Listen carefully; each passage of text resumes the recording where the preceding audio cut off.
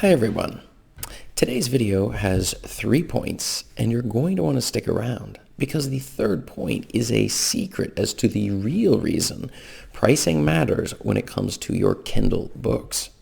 So the topic we're discussing today is Kindle book pricing strategy. By the end of this video, you're going to know why pricing matters so much when it comes to your Kindle books. You're going to have the correct price strategy to implement immediately when putting your books onto the market or adjusting the books you currently have on the market. And you're going to feel great knowing you're not leaving any money on the table when it comes to royalties you could have been making otherwise on your books. This is Chris Baird from selfpublishingmadeeasynow.com, where self-publishing doesn't have to be so hard. Hit the subscribe button if you'd like for me to make more videos like this one, and check out below in the description and grab a copy of my absolutely free self-publishing checklist to make sure that you are not skipping any of the steps necessary to not only get your books onto the market, but also get them selling with all of my secrets. So let's get into it. From my own story, when I first got started, I had no idea what to set the prices at. So I think I was setting it at 99 cents or something. One of the reasons is, as a new author, is that you feel your books aren't really that great. What do I really have to tell the world? Well, I had ideas that I've picked up over the years. I've had things that I've tested, but maybe these things have been used before. So I need to set a low price in order to convince people to buy my book, because after all, it's such a good deal, right? Well, there's a big problem with this, which is that pricing is not actually psychologically the main reason people choose to buy or not buy. It's very low on that category. Pricing rather tells them the quality of the book that you're doing. Now, obviously, if you price your book at $1,000, we're not going to be seeing it flying off the shelves. But if you put it at, let's say 1 cent, a single penny, well, we might start wondering, why exactly is it so cheap? Is it because the quality of the book is so low? And so instead of motivating people to buy, we motivated people to not purchase your book. And this is not exactly what you want to do, but that was the wrong mindset that I had when I was first figuring out which prices were the correct ones when it came to my specific book.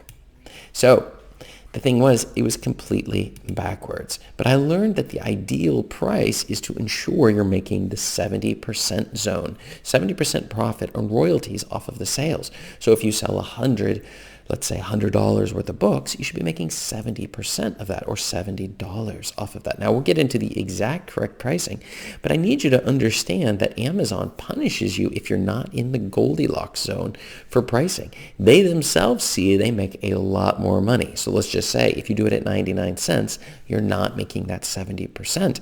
And so each time you do make a sale, you make less because it's 99 cents, and then you also make less because they're not paying you that. I think it was like 40%, 30, 40. I can't remember the exact figure, but it's not the 70% zone. And so this was a huge problem, even if it does, and when you're in that 70% zone, you increase the sales of your paperbacks as well. And we'll hit that also a little bit later. So the thing is, after I raised the rates on my books to this magic price, I then started seeing my royalties go up. Now, the sales themselves did not necessarily increase, but our goal as authors is not to get as many copies out into the universe, but rather to increase the royalties we're making so that it will motivate us to write more books and put more on the market.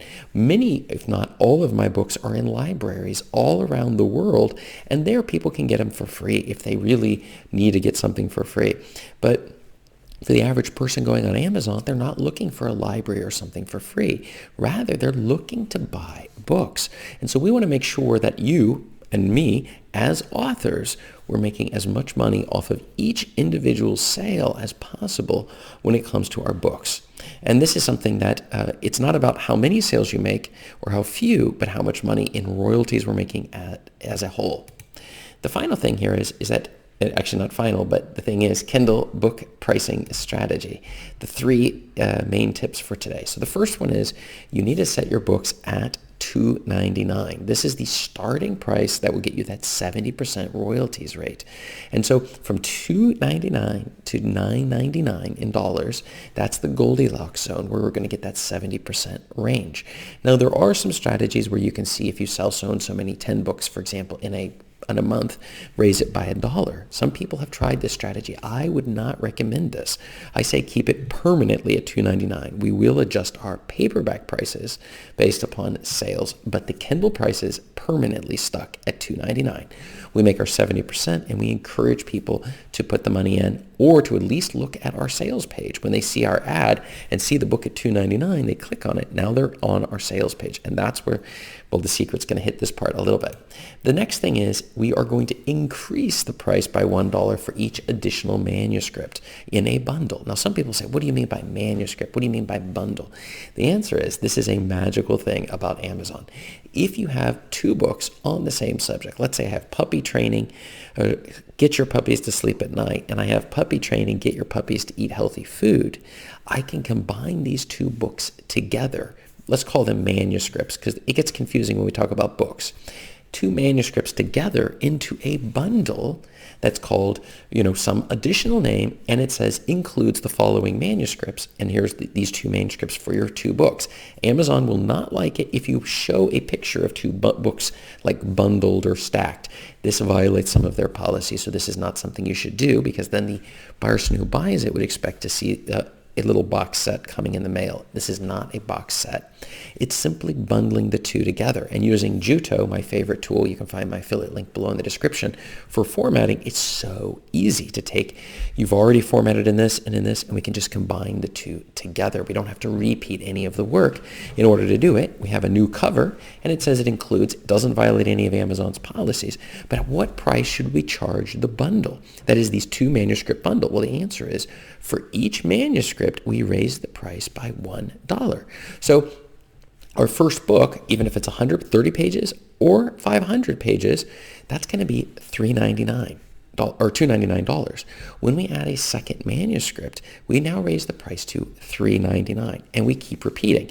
Usually I would take 2 books that are in a 2 manuscript thing, let's say 2 bundles, and I'd put them together. Now I have a 4 book bundle. Well, this would be $2.99, $3, $4, $5.99, if that makes any sense. So for each additional manuscript, we add $1 on.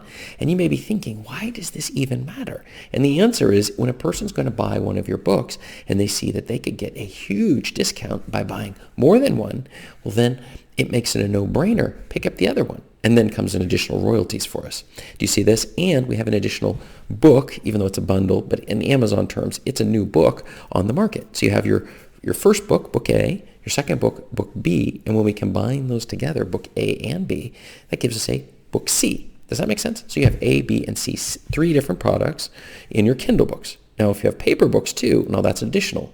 So that's 3 more paperbacks. And if you're talking audiobooks, that's 3 audiobooks. Now remember with audiobooks, you're only paying for the voices for the first 2 books. And so the combination is going to give you 3 audiobooks. And the last one will earn you more money because it's longer. Unlike some of these other ones, which can cost you a little bit. But the fact is we want to get in and play the psychology of pricing. We want to maximize how it's working for us so that we're making as much money off of the books that we're putting on the market as possible to motivate us to write more books, which is a win for everyone, Amazon, us, and our readers, assuming our books are quality books. But the secret answer for today, and this is the one that I believe is the most non-obvious of all of the answers, it's the fact that the main point of the Kindle books is not to sell Kindle books. It is to drive traffic to our paperbacks. Now, my paperbacks, they make twice as much on Amazon and make about 4 to 5 times as much on Ingram Spark as my ebooks do over there. And so what happens is we're running our ads against our books, these Kindle books. They see a book for $2.99, they click on it, and they get to our sales page where it shows them you can get the Kindle book at $2.99. It puts a slash right through the price for our paperback book, if that makes any sense. And then what happens is that the price then goes down for the and then it shows it for the Kindle book. But often many of our readers, they will actually go and do it on the other site, if that makes any sense. What they'll do is they'll end up buying a paperback even though they initially intended to get the Kindle book. But my question for you today is, what prices are you using for your Kindle books? Let me know below in the comments so I know, and check up above me here for more video answers to your self-publishing questions. Thanks.